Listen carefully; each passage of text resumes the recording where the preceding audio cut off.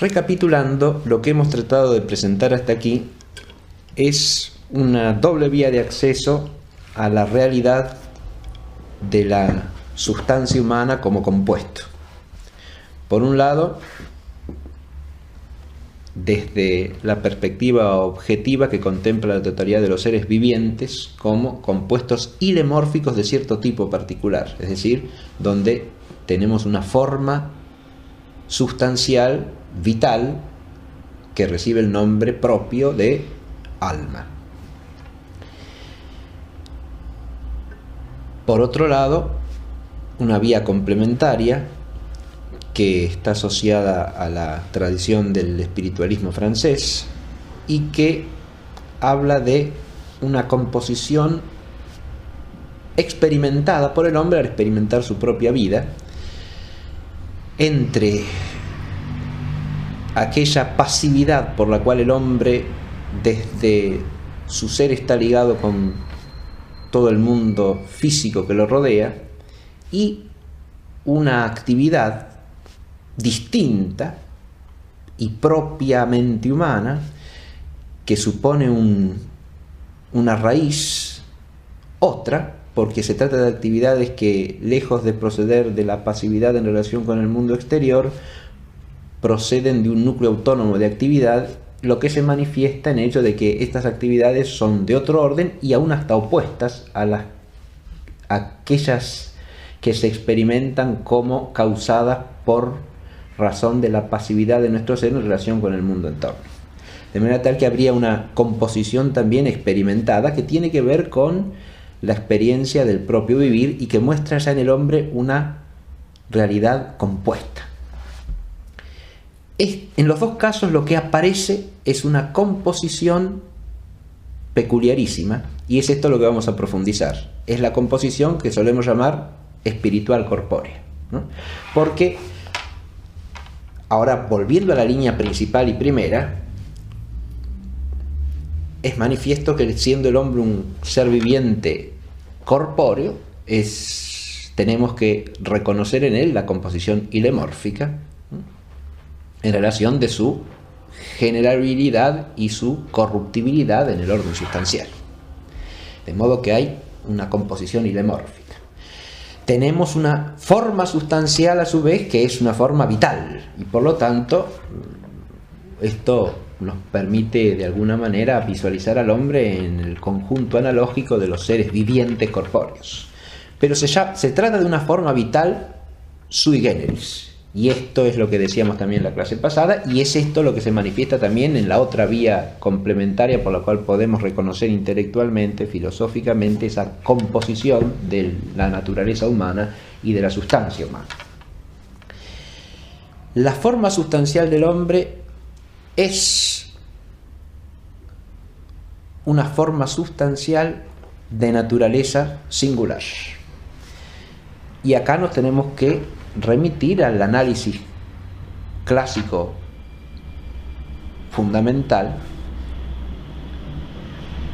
que reconoce la naturaleza de esta forma a partir de sus operaciones propias y en relación con los objetos de esas operaciones.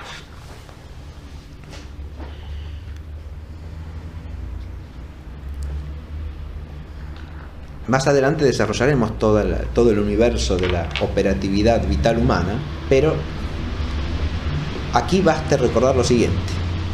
Tenemos en el hombre operaciones de tipo vegetativo, tenemos operaciones de tipo sensitivo, pero también tenemos operaciones que son propias del hombre,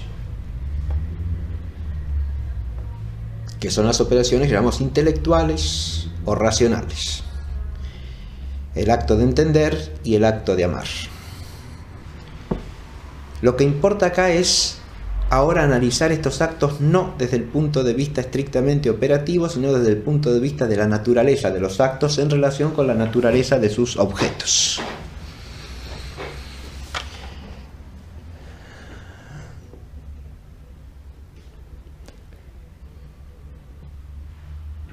Santo Tomás señala con mucha claridad siguiendo en esto y resumiendo al mismo tiempo, sintetizando adecuadamente tanto a Aristóteles como a San Agustín, que la actividad de la inteligencia humana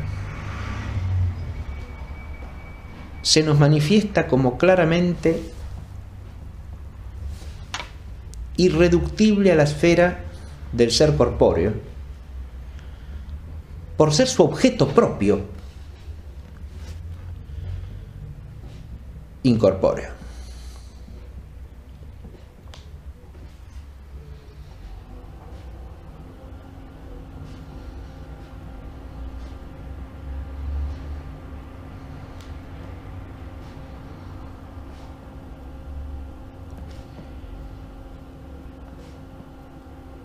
El objeto de la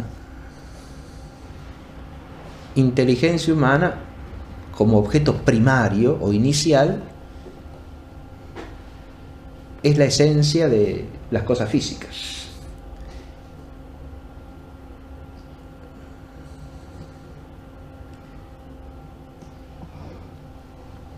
A partir de lo cual la inteligencia humana sube abstractivamente, a través de la abstracción matemática y de la abstracción metafísica, hacia objetos puramente inmateriales, que son los que se dan en el tercer grado de abstracción. Cuando tenemos en cuenta el alcance total de la inteligencia humana, advertimos que la inteligencia humana capta lo que es esencial, capta lo universal.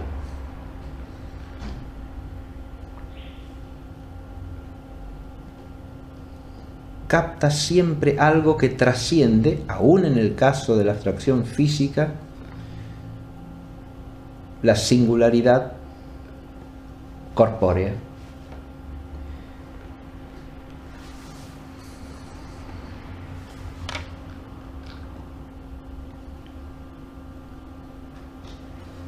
Y que trasciende la objetividad corpórea,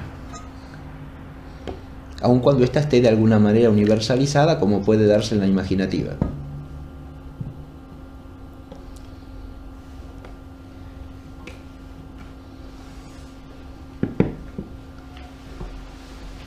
Porque aún en la imaginativa, la objetividad es necesariamente corpórea, porque es necesariamente sensible. Ya no se trata de algo sensible singular, sino de algo sensible generalizado, pero siempre sensible. Que por eso es una imagen.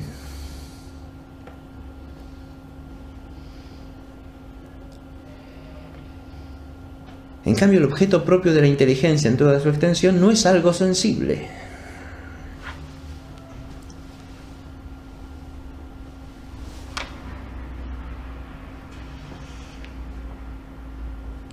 Es algo propiamente inteligible. Y en cuanto que tal, no dice razón de materialidad, sino razón de formalidad.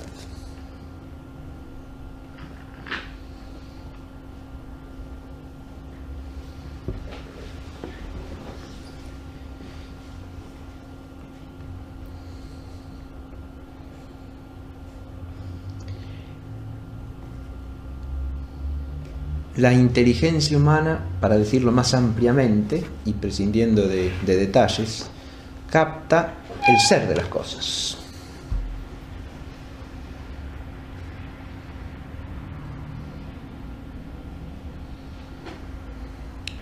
Y existe a su vez, y esto es importante advertirlo porque hace al fin natural de la potencia que está asociado a su objeto, para captar la verdad, que es una relación absolutamente inmaterial entre la inteligencia y lo que ésta conoce, el ser de lo que conoce.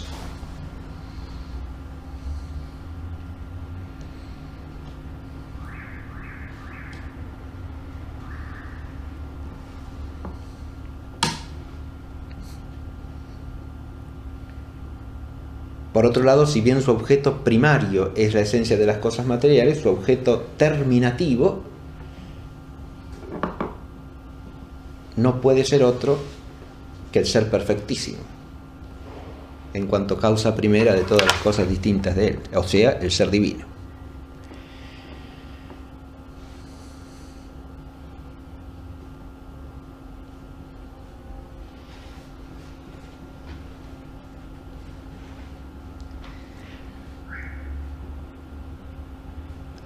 Sea que atendamos a la objetividad inteligible en toda su amplitud en cuanto a universalidad formal, sea que atendamos al fin natural de la potencia, que es la verdad, sea que atendamos a su objeto eminentísimo, que es el ser divino, por todos lados aparece la misma verdad, y es que la inteligencia existe para captar un objeto radicalmente inmaterial.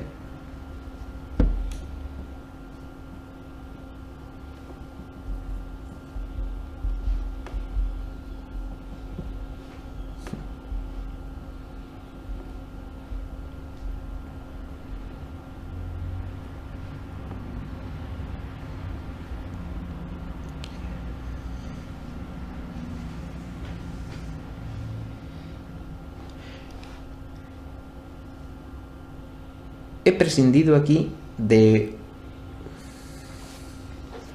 la abstracción que parte de la experiencia interior. Aquí podríamos tener un punto de confluencia con la otra corriente que mencioné, que es la del espiritualismo francés. Pero hay nociones que son de orden reflexivo, que se forman a partir de la experiencia que la inteligencia tiene de sí misma, de la propia conciencia, como las nociones de la noción misma de conciencia o la noción de los actos propiamente humanos en cuanto los percibimos en nuestra interioridad, ¿no? Como una actividad nuestra, como la noción de pensar, por ejemplo. Estas nociones nos llevan también a otra esfera de realidad que es distinta de la del mundo físico, como raíz también de nuestra operatividad abstractiva. Y esto lo podemos completar si aludimos a la experiencia moral, en la cual captamos también realidades que son básicamente inmateriales, como la razón de responsabilidad o la razón de culpa, que no dicen referencia a nada sensible. Por eso la experiencia moral está profundamente ligada a una cierta inteligencia espontánea de la espiritualidad del vivir humano, porque en ella aprendemos espontáneamente nociones que no nos remiten a la esfera del mundo físico, ni directa ni indirectamente.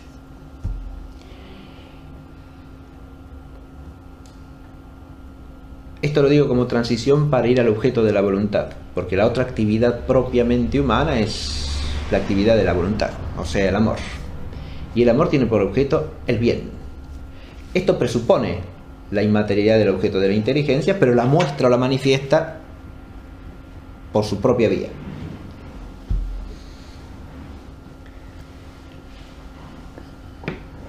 Porque el bien, en cuanto que tal, lo mismo que la verdad, es una relación inteligible. Y es la relación que tiene cualquier razón de perfección con la voluntad. O sea, el ser en general con el acto de una voluntad, es decir, de un querer racional, de una petición racional.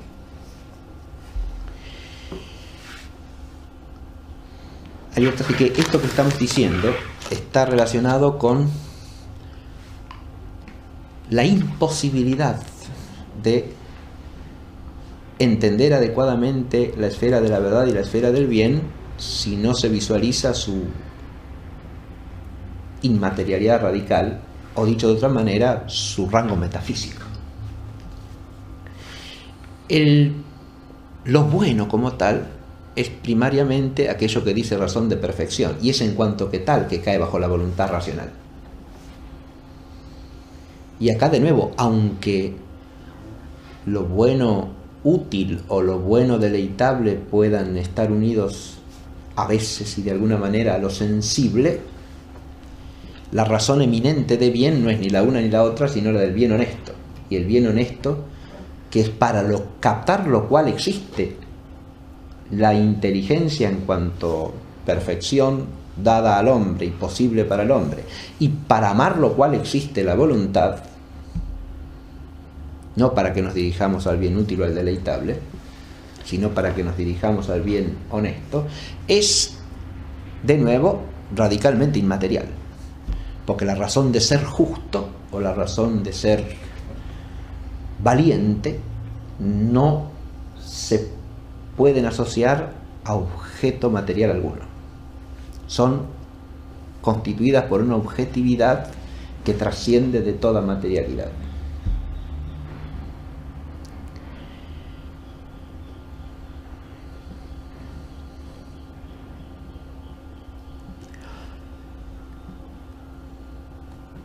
Apreciar la naturaleza del objeto de las potencias es el extremo de una cuestión que nos lleva del objeto a la potencia misma.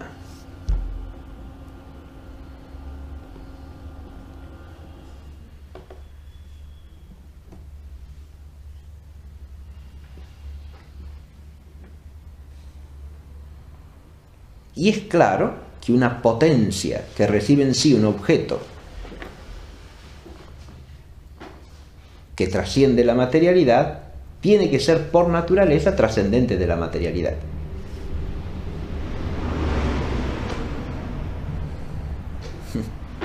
No puede haber potencia que sea inadecuada al objeto.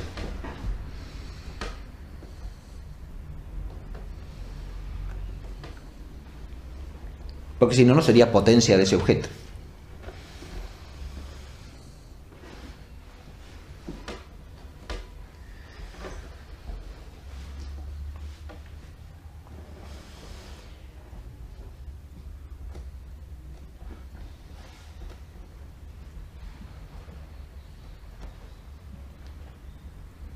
Las potencias sensitivas son potencias que pertenecen a la esfera de la materialidad,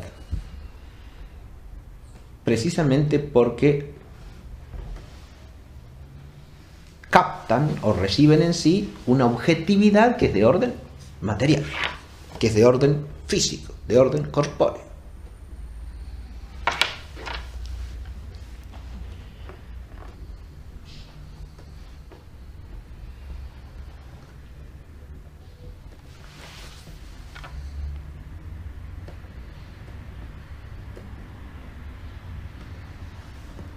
De aquí que incluso una potencia puramente espiritual no pueda captar un objeto material naturalmente. Podrá hacerlo preternaturalmente o sobrenaturalmente, pero no naturalmente. Porque tiene que haber adecuación o proporción entre la potencia y el objeto que ésta alcanza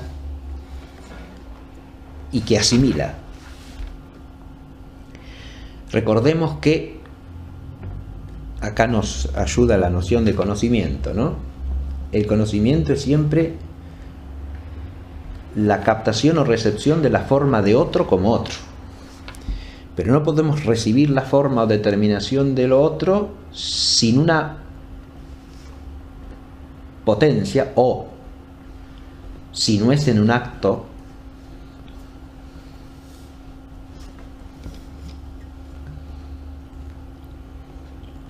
que tenga la capacidad de recibirlo por naturaleza.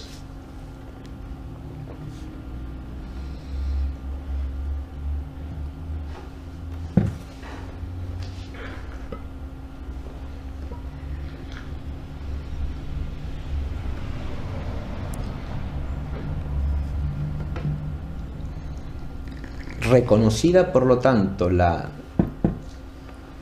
inmaterialidad radical del objeto, tenemos que reconocer la inmaterialidad de la potencia correspondiente al objeto. Pero esta potencia no es una sustancia, esta potencia no será en sí misma. Esta potencia es una capacidad operativa de un sujeto.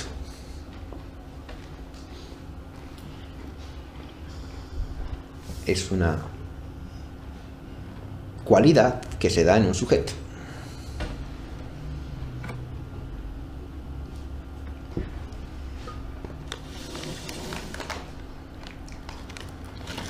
Este sujeto tomado totalmente es el hombre, en este caso, pero tomado de manera inmediata y primaria es el alma del hombre, es decir, su principio vital. Porque el principio vital como forma es el que pone toda determinación en la sustancia y por lo tanto es la raíz de las potencias.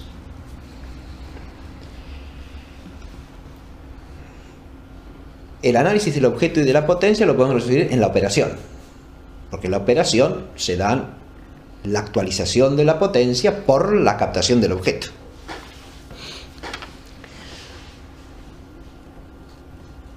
Habiendo objeto y potencia inmateriales, hay operación inmaterial.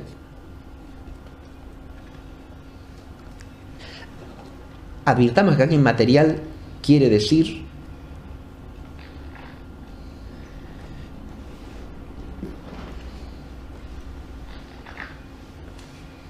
que trasciende la materialidad.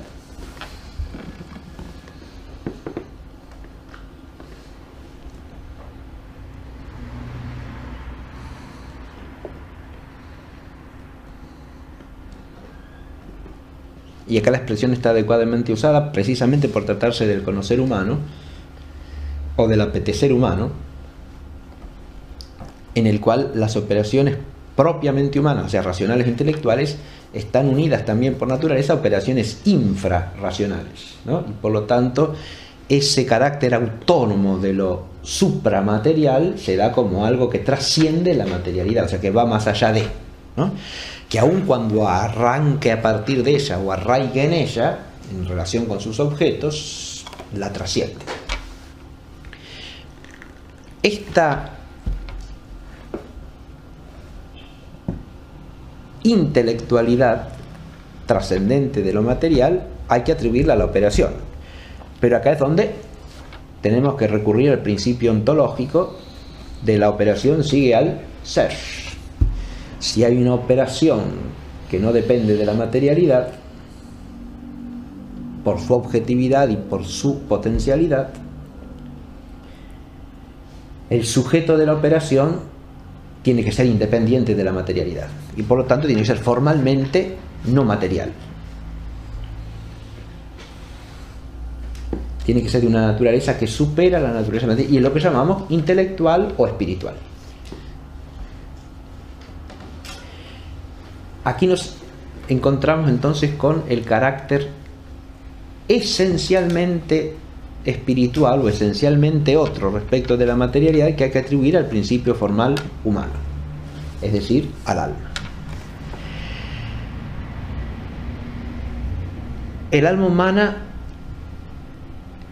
entendida a partir de su razón de espiritualidad o de intelectualidad,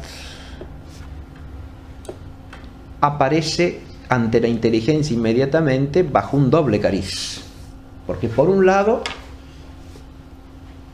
es un coprincipio de la materia en el compuesto, pero por otro lado tiene una autonomía propia, entitativa y operativa, en la cual ella misma parece trascender al propio compuesto.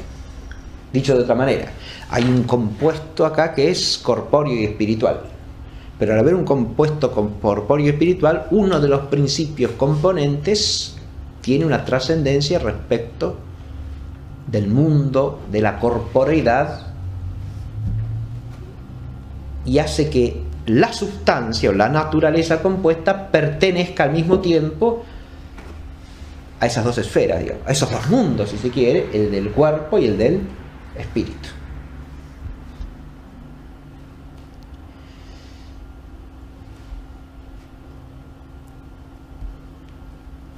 Entitativamente expresado esto, lleva a la doctrina clásica también de la capacidad de subsistencia del alma humana.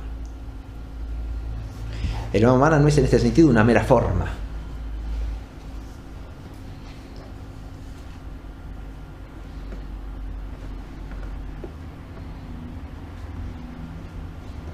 Es forma, sí señor, pero al mismo tiempo es cierta sustancia. Sustancia incompleta en el orden de naturaleza, como dice Santo Tomás, pero cierta sustancia. y cierta sustancia por su capacidad para subsistir. Y esta capacidad para subsistir le viene de su naturaleza espiritual, de su intelectualidad óntica.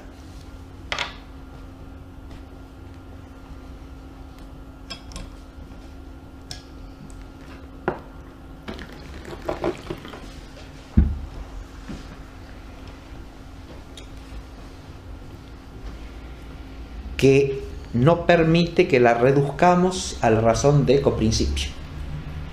Es un coprincipio, pero no es meramente un coprincipio.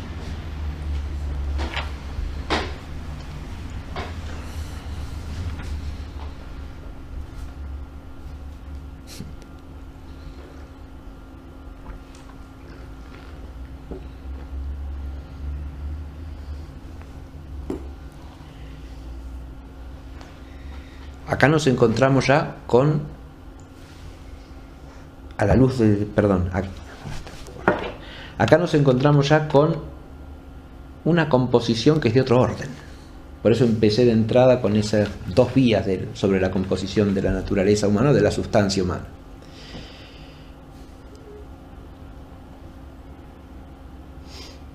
La vía de la composición ilemórfica es la primaria, dijimos, y filosóficamente nos lleva por ascenso desde la totalidad de los cuerpos al ser viviente y después en escala ascendente del viviente vegetativo al sensitivo y del sensitivo al racional, que es el hombre. Pero al llegar al hombre tenemos que tener clara conciencia de que estamos haciendo un ascenso analógico, no unívoco, y que lo que se llama alma no es del mismo modo en cualquier viviente, como lo que se llama forma no es del mismo modo en el ser inerte que en el ser viviente, ¿no? La razón de forma sustancial es una razón analógica, y acá hemos llegado a la culminación de la razón analógica del ilemorfismo, en el cual la forma es forma de un ser corpóreo, pero por ser ella misma de naturaleza espiritual e intelectual es forma de un ser corpóreo que al mismo tiempo es un ser espiritual. Y por lo tanto es una forma totalmente sui generis. Es una forma que no se puede identificar en su razón de forma con ninguna otra. Es forma. Se le pueden aplicar ciertos principios que son comunes a toda forma, analógicamente, sí señor. Sigue siendo el principio determinante y actuante del compuesto ilemórfico, sigue siendo el acto primero de ese compuesto, porque es el acto por el cual esa sustancia compuesta recibe la naturaleza de ser la que es el acto que lo pone en su ser natural, que le da su especificación última y le da su naturaleza al todo. Es por ser el acto primero, ¿no? Todo eso lo podemos decir, pero es un acto primero de naturaleza que por sí misma trasciende la corporeidad, de modo que al informar la materia establece una naturaleza material irreductible al orden de la materialidad, para decirlo por lo menos negativamente. Es decir, establece una naturaleza material, una naturaleza que es parte del cosmos físico, pero que al mismo tiempo lo trasciende, lo rebasa.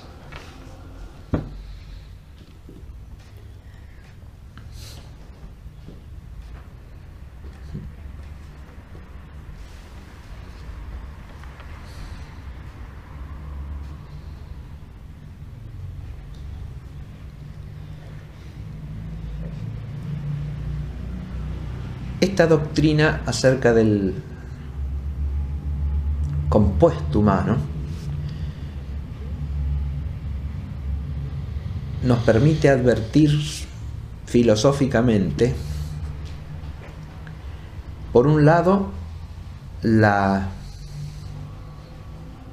nobleza propia de la naturaleza humana, por otro, su complejidad extrema, no extrema por grados, sino extrema porque es la unión de dos realidades distintas. Es como un punto de inflexión, como la concreción de una unidad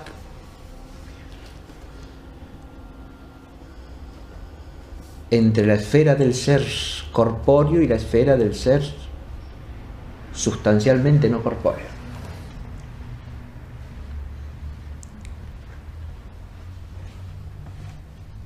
Eso que algunos autores antiguos llaman el concreto máximo, ¿no? La concreción máxima, que es lo que está en la raíz de esa noción del hombre como microcosmos o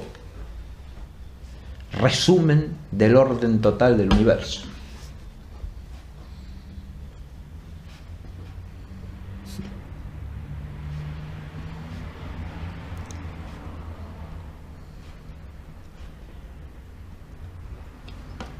Pero al mismo tiempo que nos deja visualizar esto, esta doctrina nos permite también reconocer la raíz de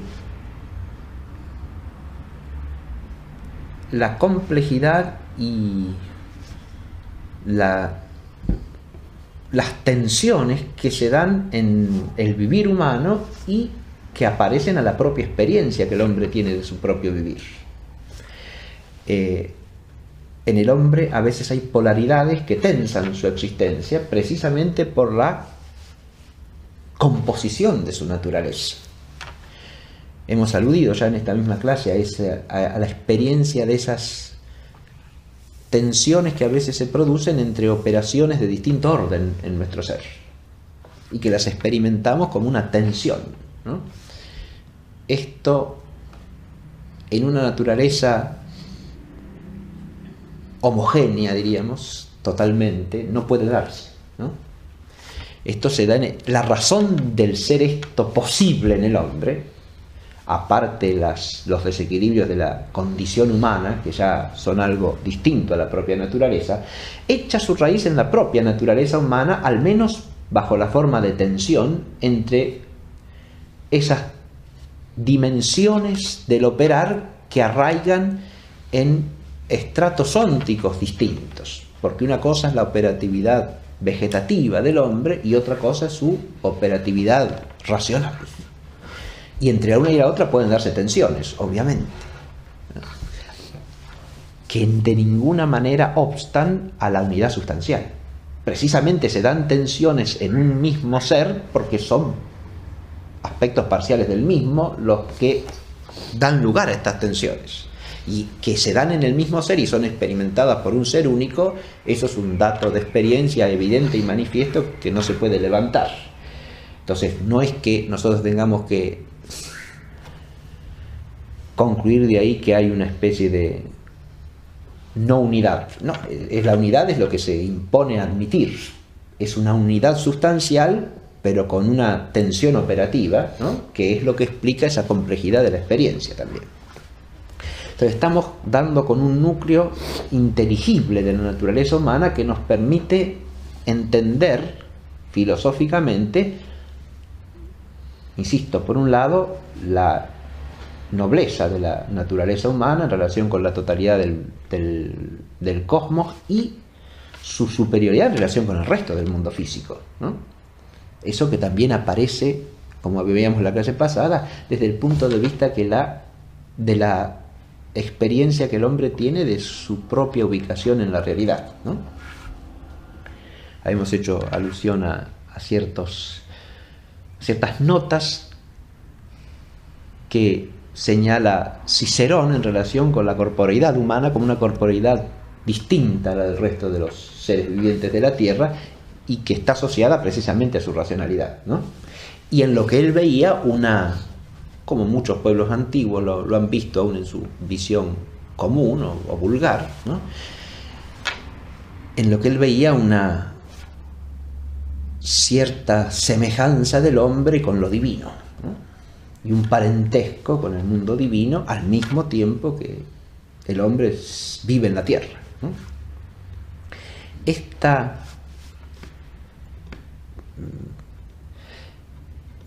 cita de Cicerón, podríamos decir lo mismo hablando de Platón, ¿no? O de muchos otros autores antiguos, nos lleva a advertir que cuando el filósofo se hace cargo de esta complejidad del hombre, está dando cuenta de algo que de manera más o menos vaga, pero totalmente cierta, se sabe y se entiende aún antes que la filosofía. Esta noción de la trascendencia espiritual del hombre en relación con el mundo físico forma parte de la religiosidad natural humana, podríamos decir, más allá de las fronteras de la filosofía. Eso es algo que hay que advertir también, porque el filósofo puede dar razón de esto desde causas y principios, digamos, pero cierta, al menos intuición, podríamos decir, vaga, como he dicho, y más o menos confusa en su objetividad de esta verdad, se da de una manera incluso prefilosófica, ¿no? Porque el hombre no puede dejar de advertir en sí mismo la complejidad de su operatividad, la irreductibilidad de su vivir a lo físico. No puede dejar de advertir su destinación a fines que trascienden el mundo físico, por más que no lo formulen esos conceptos. Y no puede dejar de advertir su vínculo con lo trascendente en general, o con lo absoluto. Y ahí nos topamos con algo que también nos puede explicar esta presencia extrafilosófica de esta verdad. Santo Tomás, cuando habla de la incorruptibilidad de la naturaleza humana, tema en que todavía no hemos entrado, pero lo anticipo porque tiene que ver precisamente con la naturaleza intelectual o espiritual del alma humana,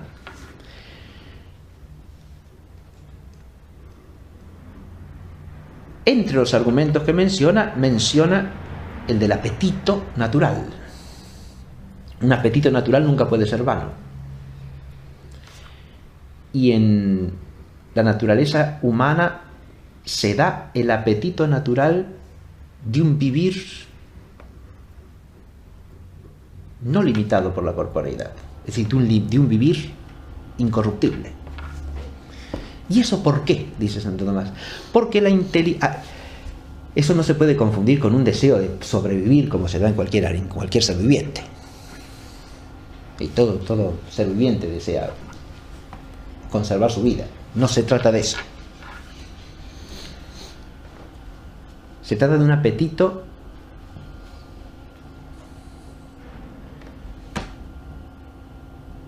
que se da en la naturaleza humana por ser ésta capaz no de percibir la vitalidad solamente en relación con el aquí y el ahora, como se da en un ser sensitivo, sino de percibir la vida en relación con lo absoluto y con lo eterno. Y esto puede darse en la naturaleza humana en virtud de la acción de entender y de la acción de amar.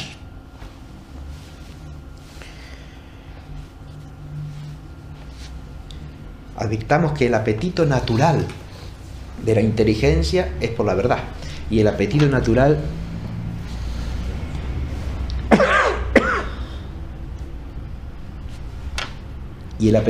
de la voluntad es por el bien sumo, es decir, por la beatitud, por la plenitud de vida en relación con el bien sumo. Y esto implica en el hombre la captación de lo absoluto, de lo que no tiene límite. Y por eso, dice Santo Tomás, entra en la petición natural del vivir humano y por lo tanto del alma humana la petición de lo que no tiene fin. Y un apetito natural no puede ser en vano, ¿no?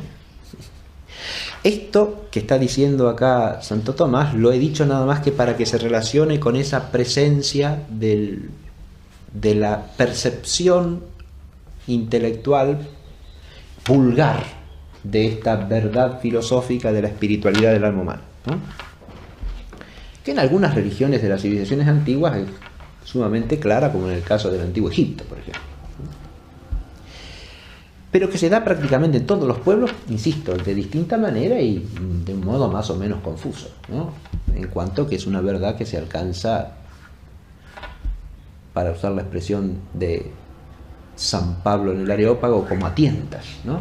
De manera que pero es una verdad que se vislumbra, que se percibe de alguna manera. Ahora, esta espiritualidad, intelectualidad óntica del alma humana trae como consecuencia el planteo de ciertas propiedades que tiene el alma humana como principio. Y acá tenemos que considerar por lo menos 3 propiedades fundamentales que tiene el alma humana en razón de su espiritualidad óntica.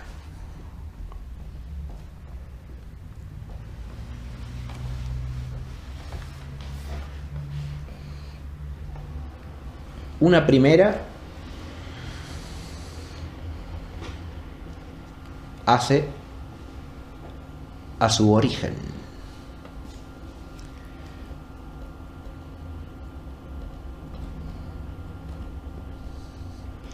Y tiene que ver con que sólo puede ser causada por la eficiencia de la causa primera.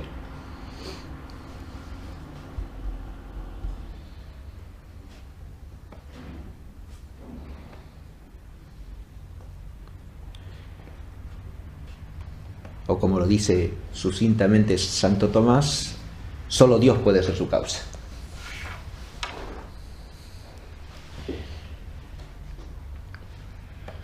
En esta propiedad advertimos algo que traté de decir hace un momento, cuando dije que el alma por ser alma es forma, pero por ser espiritual no es meramente forma. Adviértase que decimos que un compuesto ilemórfico es tal para explicar la generación y la corrupción. Pero en esta primera propiedad lo que estamos diciendo es que si bien el compuesto humano es generable, el alma no lo es propiamente, es creable. Precisamente porque su naturaleza espiritual trasciende la causalidad física.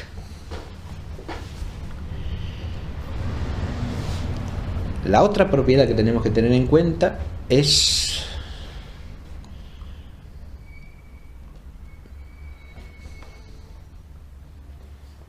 la capacidad de subsistencia. O dicho de manera, su razón de substancialidad.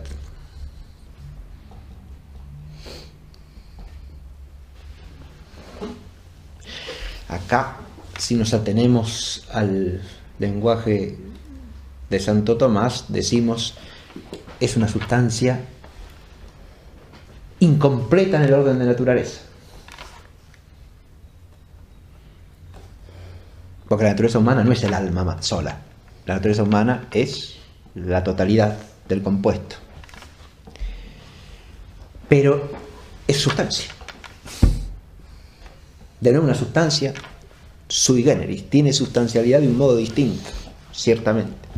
Pero tiene sustancialidad en cuanto tiene capacidad de subsistencia en sí misma.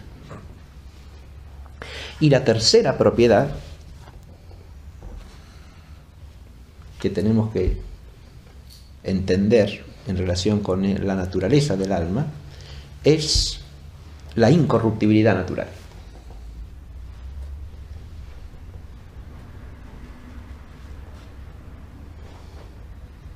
O sea, lo que suele llamarse tradicionalmente también la inmortalidad natural del alma. Esto alude a que la corrupción del compuesto no conlleva la corrupción del principio formal.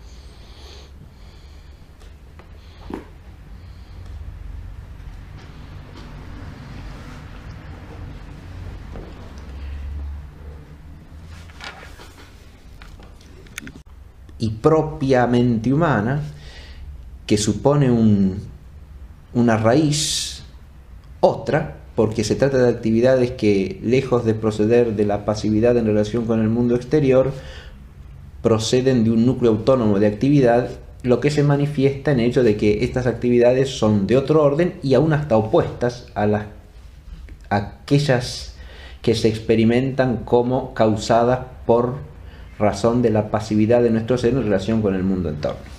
De manera tal que habría una composición también experimentada que tiene que ver con la experiencia del propio vivir y que muestra ya en el hombre una realidad compuesta.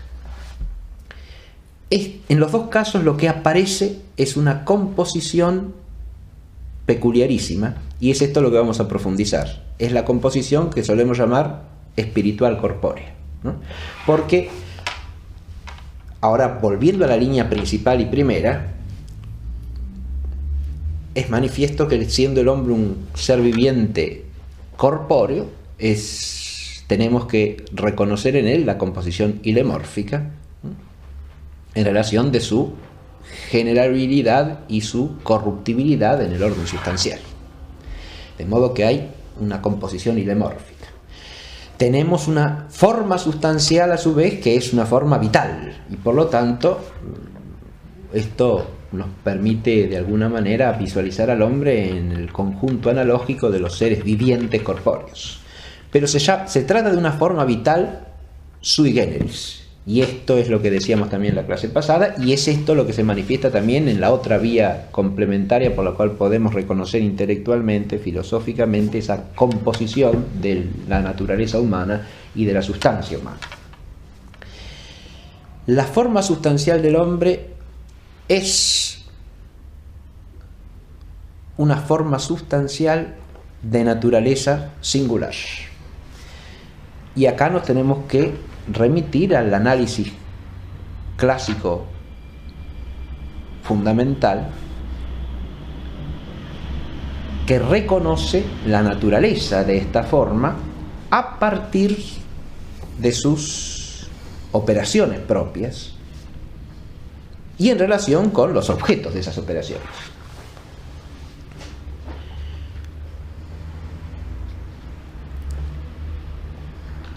Más adelante desarrollaremos, por ser su objeto propio,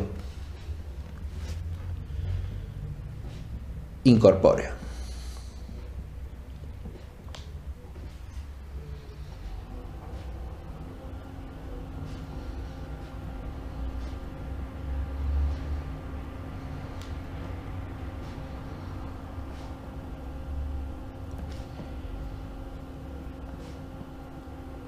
El objeto de la inteligencia humana como objeto primario o inicial es la esencia de las cosas físicas.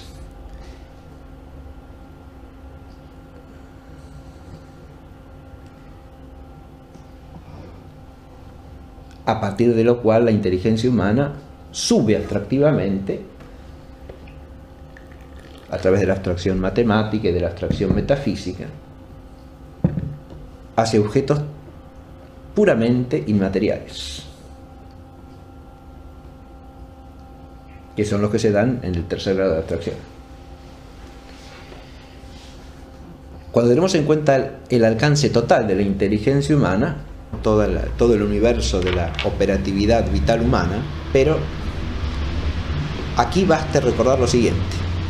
Tenemos en el hombre operaciones de tipo vegetativo, tenemos operaciones de tipo sensitivo, pero también tenemos operaciones que son propias del hombre, que son las operaciones que llamamos intelectuales o racionales. El acto de entender y el acto de amar. Lo que importa acá es ahora analizar estos actos no desde el punto de vista estrictamente operativo, sino desde el punto de vista de la naturaleza de los actos en relación con la naturaleza de sus objetos.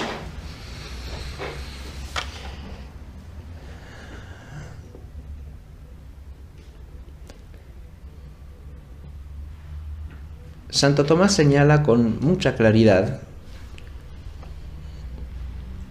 siguiendo en esto y resumiendo al mismo tiempo, sintetizando adecuadamente tanto a Aristóteles como a San Agustín, que la actividad de la inteligencia humana se nos manifiesta como claramente irreductible a la esfera del ser corpóreo.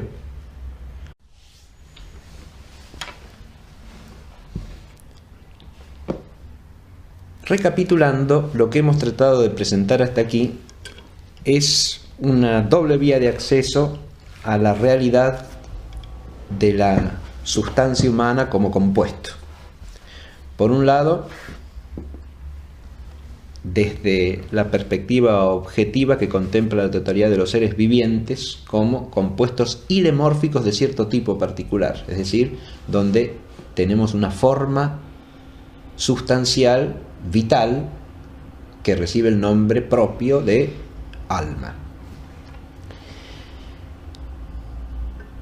Por otro lado, una vía complementaria que está asociada a la tradición del espiritualismo francés y que habla de una composición experimentada por el hombre al experimentar su propia vida entre aquella pasividad por la cual el hombre desde su ser está ligado con todo el mundo físico que lo rodea y una actividad distinta